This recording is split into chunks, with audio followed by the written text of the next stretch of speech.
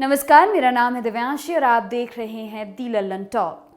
खबर शुरू करने से पहले एक जरूरी सूचना। हमारे संपादक सौरभ द्विवेदी निकल पड़े हैं यूपी के सफर पर। उनको देखने सुनने के लिए पहुंचे हमारे नए चैनल लल्लन टॉप यूपी पर, जहां ना सिर्फ चुनावी माहौल का पता चलेगा बल्कि देखने को मिलेंगे एकदम Lallan top vlogs, live sessions और भी बहुत कुछ। तो तुरंत कर लीजिए सब्सक्राइब और पूछिए क्या हाल है यूपी। लिंक मिल जाएगी डिस्क्रिप्शन बॉक्स में। अब बढ़ते हैं खबर की तरफ। National eligibility cum entrance test super speciality यानी नीट एसएस 2021 के एंट्रेंस एग्जाम की डेट आ गई है। नीट एसएस क्वालिफाई करने वाले कैंडिडेट का एडमिशन डीएम एमसीएच के लिए होता है। वो एग्जाम जिसकी पढ़ाई करने के बाद देश के सबसे काबिल डॉक्टर तैयार किए जाते हैं। एनबीई यानी नेशनल बोर्ड ऑफ एग्जामिनेशन इसका एंट्रेंस एग्जाम कराता है। नीट एसएस एंट्रेंस एग्जाम 13 और 14 नवंबर को होना है। एग्जाम के लिए रजिस्ट्रेशन प्रोसेस 14 सितंबर से शुरू होगा, लेकिन इस बार एनबीई ने एग्जाम के पैटर्न को बदल दिया है। इसे लेकर एग्जाम देने वाले कैंडिडेट्स परेशान हैं। वे ट्विटर पर नीट एसएस 2021 नाम से हैशटैग चला रहे हैं।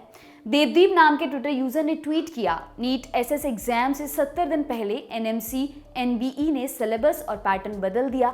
हम इतने कम समय में नया सिलेबस कैसे कवर कर सकते हैं? ये बहुत बड़ा अन्याय है। कृपया पुराने 40-60 पैटर्न पर वापस लौटें। Hashtag NEET SS 2021। Doctor Tushar Dhori ने पीएमओ स्वास्थ्य मंत्री हेल्थ मिनिस्ट्री को टैग कर लिखा, सर कई उम्मीदवारों की ओर से कहना चाहता हूं कि पैटर्न बदलने में बहुत देर हो चुकी है। हम कोविड के संकट के साथ पिछले कुछ समय से पुराने पैटर्न के मुताबिक तैयारी कर रहे हैं। 2 महीने पहले पैटर्न बदलना उम्मीदवारों के लिए बड़ा गंभीर झटका है। वहीं कुमार अमित ने लिखा, नीट एसएस एंट्रेंस एग्जाम से 2 महीने पहले पैटर्न बदलने वाले एनबीई के आदेश को वापस लें। ये हजारों डॉक्टरों, कोविड वॉरियर्स के साथ अन्याय है जो पिछले पैटर्न पर 1 साल से अधिक समय से तैयारी कर रहे थे। मामले को समझते हैं। देश में डॉक्टर बनने के लिए दूसरे कोर्स की तरह ही पढ़ाई होती है, लेकिन सीटें यहाँ लिमिटेड हैं, इसलिए एंट्रेंस एग्जाम होता है। 12वीं के बाद एमबीबीएस बनने के लिए नीट एग्जाम क्लियर करना पड़ता है। एमबीबीएस के अलावा बीडीएस, आयुष, वेटरनरी और अन्य मेडिकल या पैरामेडिकल कोर्सेज के लिए भी नीट क्लियर करना होता है। रैंकिंग के हिसाब से कॉलेज मिलता है जहाँ लोग एमबीबीएस की पढ़ाई करते हैं और डॉक्टर बनकर निकलते हैं। लेकिन मामला इतने पर ही खत्म नहीं हो जाता, इससे आगे की भी पढ़ाई होती है। इसके लिए फिर से एंट्रेंस एग्जाम देना पड़ता है। पोस्ट ग्रेजुएशन के लिए नीट पीजी एग्जाम देना पड़ता है। इसके बाद MD, MS, PG, diploma, DNB, post MBBS में दाखिला मिलता है। अब ये दोनों पढ़ाई पूरी करने के बाद सुपर स्पेशलिटी की पढ़ाई करने के लिए NEET SS entrance exam qualify करना पड़ता है। पिछले 3 साल से इस एग्जाम का एक सेट पैटर्न था, उसके हिसाब से पेपर आता था। उसमें 100 सवाल होते थे जो 60% और 40% के रेशियो में बटे हुए थे। इसमें 40% सवाल जनरल सर्जरी से होते थे, वो सब्जेक्ट जिसे इस एग्जाम में बैठने वाले हर कैंडिडेट ने 3 साल पढ़ा है। वहीं 60% सवाल उस सब्जेक्ट से होते थे जिसमें कैंडिडेट सुपर स्पेशलिटी की पढ़ाई करना चाहता है।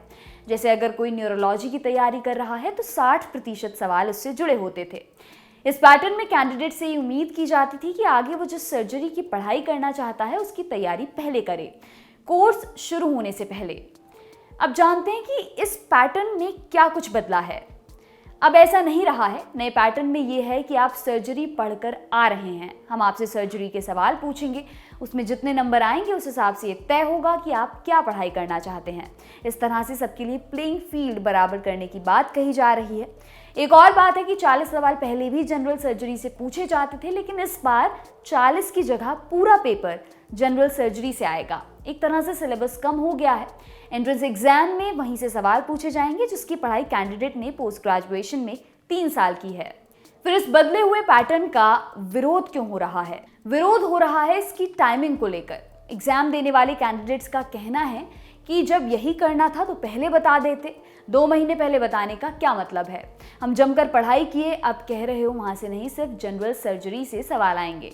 एंट्रेंस एग्जाम देने वाले कैंडिडेट्स की समस्या सिर्फ टाइमिंग को लेकर है। बाकी वो भी मानते हैं कि पहले पैटर्न की तुलना में ये पैटर्न ज़्यादा सही है, सबको समान मौके देने वाला है। आपके लिए ये खबर लिखी है हमारे साथी डेविड ने। शुक्रिया।